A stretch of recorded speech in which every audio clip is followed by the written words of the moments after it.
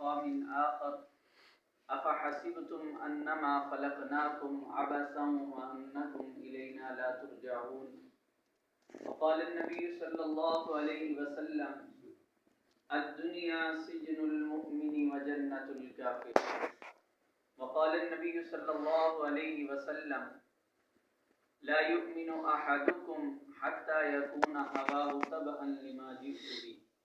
أو كما قال رسول الله صلی اللہ علیہ وسلم۔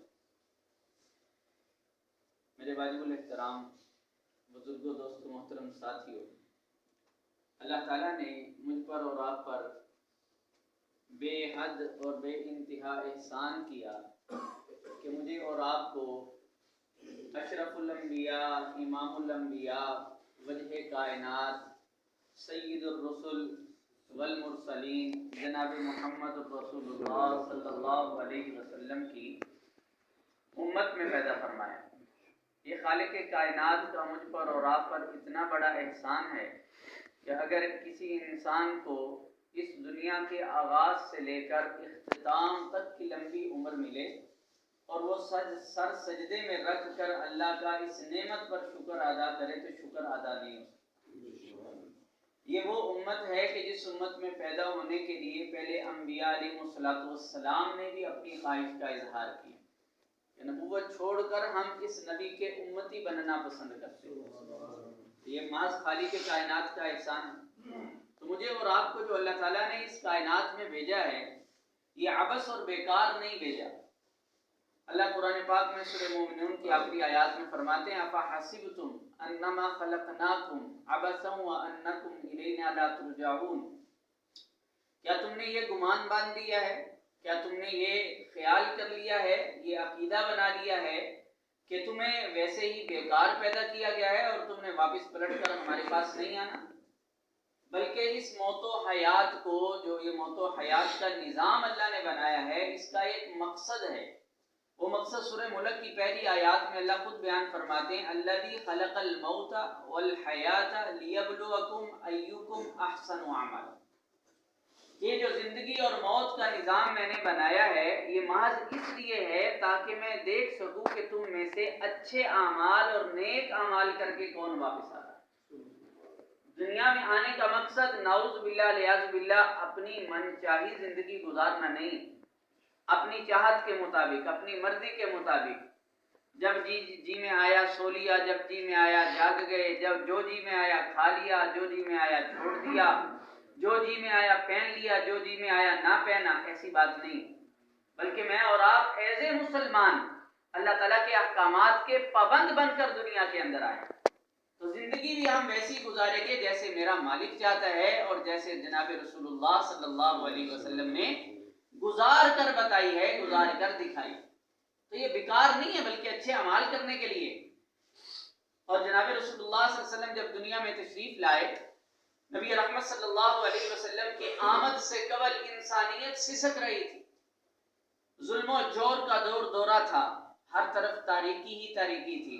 ہر طرف ظلم ہی ظلم تھا، ڈاکے تھے، چوری تھی، یعنی جتنی بھی برائیاں میں اور آپ تصور کر سکتے ہیں انسانیت کے اندر پائی جا رہی تھی کہ اللہ تعالیٰ نے انسانیت پر رحم کیا، اس کو رحم آیا اور انہوں نے جناب رسول اللہ صلی اللہ علیہ وسلم کی صورت میں مجھے اور آپ کو ایک رہنما، ایک پیغمبر عطا فرمائے، جنہوں نے قرآن اور حدیث کی روشنی میں اس مخلوق کی، اس امت کی اس طرح تربیت کی کہ وہی لوگ جو نعوذ باللہ الیاذ باللہ پہلے دنیا کی کسی تاریخ میں ان کا ذکر نہیں تھا، وہ ایسے بنے کہ اللہ کے نبی صلی اللہ علیہ وسلم کی زبان اقدس سے ان کو جنت کی بشارتیں ملی۔ حضرت عمر بن خطاب رضی اللہ تعالیٰ عنہ ایک مرتبہ منبر پر تشریف لائے اور کہنے لگے کہ اے عمر تو خطاب کا بیٹا ہے اور تو اونٹ چرایا کرتا تھا، تجھے تو کوئی جانتا نہیں تھا، تجھے یہ عزت اللہ نے عطا کی ہے تو دین کی برکت سے عطا کی۔ حضرت ابو بکر صدیق رضی اللہ تعالیٰ عنہ کا نام نامی اس میں گرامی لے لیں کہ آپ یعنی اسلام قبول کرنے کے بعد اللہ اور رسول سے اس قدر وابستہ ہوئے اور ان کی تعلیمات کو اس قدر اپنایا کہ جناب رسول اللہ صلی اللہ علیہ وسلم نے خود ارشاد فرمایا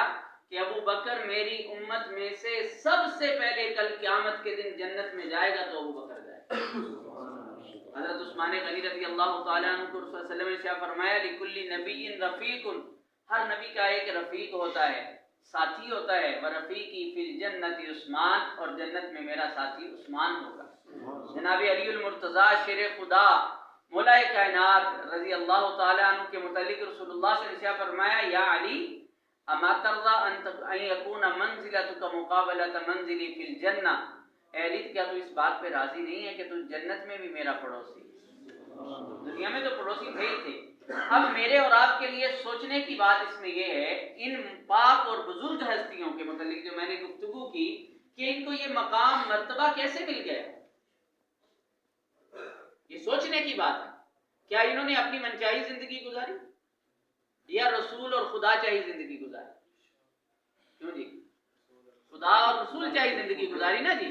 اگر میں نے اور آپ نے بھی جنت کی طلب میں جانا ہے اور جنت کے راستے پہ جانا ہے، یقیناً مجھے اور آپ کو بھی وہی راستہ اختیار کرنا پڑے گا، وہی زندگی اختیار کرنی پڑے گی۔ اور اگر میں نے اور آپ نے اپنے معاشرے میں اپنی مرضی کے مطابق زندگی گزار لی اور اللہ پر تمنے باندھ لی اور اللہ پر ہم نے امیدیں باندھ لی، آپ دیکھی جائے گی اللہ تعالیٰ آپ ہی بخش دیں گے رسول اللہ صلی اللہ علیہ وسلم کی برکت سے، یعنی سب نے بخشے جانا ہے، اس میں کوئی شک والی بات نہیں ہے، لیکن یہ تمنے باندھنا بھی حدیث کی روح سے یہ ناپسندیدہ ہے، یہ اچھا عمل نہیں ہے۔ نبی پاک صلی اللہ علیہ وسلم نے ارشاد فرمایا القیس من دان نفسہ وعمل لما بعد الموت، عقل مند آدمی، دانا آدمی، سیانا آدمی وہ ہے جو اپنے نفس کو کنٹرول کرتا ہے، اپنے نفس کو قابو میں رکھتے ہیں، وعمل لما بعد الموت، اور مرنے کے بعد والی زندگی کے لیے اس دنیا میں اعمال کرتا ہے۔ والعاجز، اور نادان اور بیوقوف وہ آدمی ہے من اتبع نفسہ ہواها وتمنى علی اللہ، نادان اور بیوقوف انسان وہ ہے جو اپنی خواہشات کی پیروی میں زندگی گزارتا ہے۔ اس کے جی میں آیا، اللہ تعالیٰ نے مثال کے طور پر دیکھے کہ کھانے پینے کی چیزوں میں حرام مال مجھ پر اور آپ پر حرام کیا کہ نہیں کیا؟ کیوں جی؟ چوری اور ڈکیٹی کا مال حرام کیا کہ نہیں کیا؟ کیا نا جی۔ کسی کے مال کو بغیر اجازت استعمال کرنا حرام کیا کہ نہیں کیا؟ تو اگر میرے سامنے ایسا مال آ گیا، اللہ اور رسول کا حکم یہ ہے کہ ہم اس کو ہاتھ نہیں لگا سکتے، اس کو چھو نہیں سکتے، اس کو پیٹ میں نہیں لے کر جا سکتے، لیکن میرے نفس نے کہا کہ نہیں، بھوک لگی ہوئی ہے، آج یہ مل رہا ہے تو اس کو کھا لیا جائے، میں نے اور آپ نے اپنے نفس کی پیروی کرتے ہوئے یہ مال اپنے پیٹ میں ڈال لیا اور اللہ پر امید باندھی اللہ بھی بخش دے گا۔ میں آپ سے ایک مثال شیئر کرتا ہوں، تو اس کو حدیث میں کہا گیا نادان بیوقوف انسان جو اللہ پر تمنے اور آرزویں تو باندھ رہے لیکن اللہ کی مان کر ہے، یہ ایسے ہی ہے جیسے کوئی اپنی والدہ سے والد سے گئے، والد صاحب میں آپ کا بڑا تابع فرمان ہوں، بڑی محبت ہے مجھے آپ سے، میرے دل میں بڑی قدر ہے آپ کی۔ وہی والدہ وہی والد جب اپنی اولاد کو کہتی ہے بیٹا مجھے بھوک لگی ہے، مجھے کھانے کی ضرورت ہے، ماں میں کھانا نہیں دے سکتا، اٹھ کے آپ ہی لینا ہے، میں تو تیرنا پیار کرنا بس۔ ابا جان کہے کہ بیٹا یہ ذرا میرے کپڑے تو استری کر دو، مجھے فلاں چیز کی ضرورت ہے، مجھے دوائی کی ضرورت ہے، تو یہ آدمی اپنے دعوے محبت میں ٹھیک ہوگا، سچا ہوگا؟ کیوں جی؟ مجھے بتائیں آپ، یہ نافرمان کہلائے گا کہ فرما بردار کہلائے گا؟ یہ باپ اس بیٹے کے لیے اس کے دل میں کوئی خیر کے جذبات ہوں گے؟ کیوں جی؟ آپ کا بیٹا، آپ کی اولاد ایک دن آپ کی بات نہ مانے تو آپ 10 دن اس کا خرچہ بند کر دیں گے، لیکن اس خالق کائنات کی رحمت دیکھے کہ ہم صبح بھی اس کی نافرمانی کر رہے ہیں، شام بھی اس کی نافرمانی میں گزار رہے ہیں اور جان بوجھ کر کرتے جا رہے ہیں، لیکن خالق کائنات میرا اور آپ کا رزق بند ہے، تو اس کا تقاضا تو یہ ہے نا کہ ہم اس کے فرما بردار ہیں۔ کیوں جی؟ ایسا تقاضا ہے کہ نہیں؟ گناہوں والی زندگی سے توبہ کر لیں اور نیکی والے رستے پر میں اور آپ آ جائیں، نجات اسی میں ہے۔ اگر یہ زندگی میں نے اور آپ نے نہ چھوڑی اور رسول اللہ صلی اللہ علیہ وسلم والی مبارک زندگی میں نے اور آپ نے نہ اپنائی تو یاد رکھیں میں اور آپ جنت کا راستہ بھول جائیں، جنت کا راستہ بھول جائیں۔ جتنی مرضی تمنائیں باندھ لیں، جتنی مرضی امیدیں باندھ لیں،